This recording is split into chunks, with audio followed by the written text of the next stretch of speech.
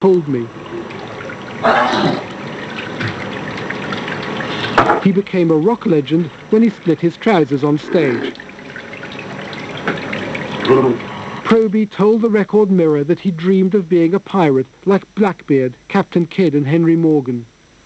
30 years later, Proby still has the quote on his dressing room wall. When Rosemary met him, he was off the booze, charming, full of good stories, and desperate for a ghostwriter. Don Short agreed to look for a deal. Well, handling P.J. Proby, again, Rosemary is, back in the battle again, back in the affray. I admire her courage greatly, and as I've told her. I mean, she's chosen another volatile character in P.J. Proby, whose track record most people would be very unhappy about. A little bit worried about what P.J. was going to do next. But I must say, so far, so good, touch wood, and I really mean that, because Rosemary doesn't need any bad luck right now. P.J. went to live in Wales, where Rosemary soon discovered he was something no pirate ever claimed to be, a victim of his parents. I was put in military academy when I was 9 years old, put in a uniform, and handed an M1 rifle and a steel helmet. At 9? At 9 years old, San Marcos Military Academy, right out 50 miles outside of Houston, Texas. And I was put there until the age of 18. So I never went to a school. I never had a mother and father that you go home to. I could see my mother on Christmas, Thanksgiving, and Easter. Other than that, you were confined to campus, and you do as you're told by your company commander.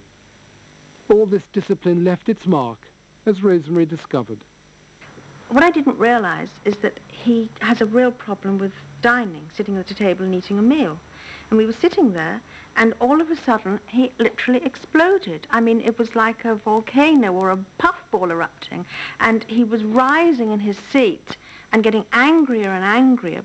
I find it very difficult to eat at a table with a family. I'd rather eat on a little TV table, watching television by myself. Because I was raised eating with 12 other boys at a table saying, could you pass the pitcher of milk? Having to sit with your back straight in a sitting at attention is what they call it. And then told when you can get up out of your chair and stand at attention behind your chair, then you fall into formation and march out of the mess hall. And you're not to talk at the table. The table is a place to eat, and you don't speak. Or else you get wrapped across the knuckles with a knife or a fork. And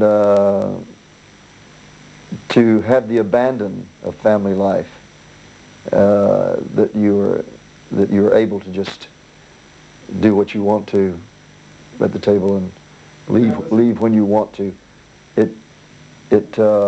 I can't get used to it, because in my eyes, they're not acting properly.